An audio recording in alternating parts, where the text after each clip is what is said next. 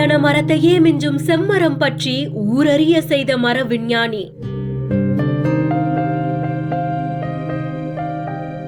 இயற்கையோட தீவிர காதலனா பசுமை காட்டையே உருவாக்கியவர் இயற்கையோடையே கலந்துட்டதா சொல்லப்படுறது பலரையுமே சோகத்துல ஆழ்த்திருக்கு.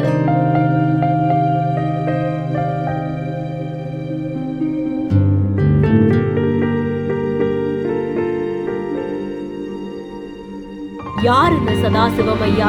ஓனா கூட முட்டை வைக்காதுன்னு சொன்ன இடத்துல பசுமை காட்டை உருவாக்குனது எப்படி?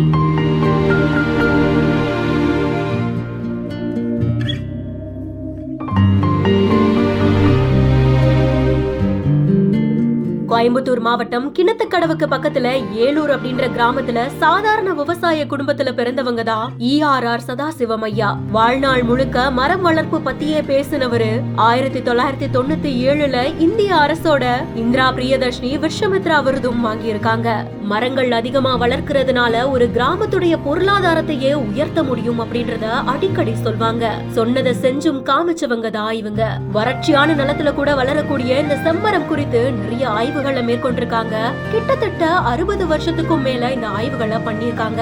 மூசோழக்கம்பட்டி அப்படின்ற கிராமத்துல தன்னுடைய நண்பர்களுடைய உதவியோட நூற்றுக்கணக்கான ஏக்கர்ல அதிகமான செம்மரங்களை வளர்த்திருக்காங்க. சுற்று வட்டார பகுதிகள்ல 500-600 அடி ஆழத்துல தண்ணி கிடைக்குது அப்படின்னா இவங்களுடைய பண்ணையில செம்மரங்கள் அதிகமா இருக்கக்கூடிய இடத்துல வெறும் 100 அடிக்குள்ளேயே தண்ணீர் கிடைச்சிருமா. நீரை தேக்கி வச்சுக்கிற அதிகமான மகசூல் கொடுக்கிற இந்த மரங்களை பத்தி தமிழ்நாட்டுக்கே விழிப்புணர்வு ஏற்படுத்தினாங்க. சதாசிவம் ஐயா அவர்களை பார்த்து பலருமே செம்மரம் வளர்க்க ஆரம்பிச்சாங்க. அப்படிப்பட்ட சதாசிவம் ஐயா அவர்கள் தான் இப்போ உயிரோட இல்ல அப்படின்றது பல இயற்கை விரும்பிகளையுமே சோகத்துல ஆழ்த்தியிருக்கு.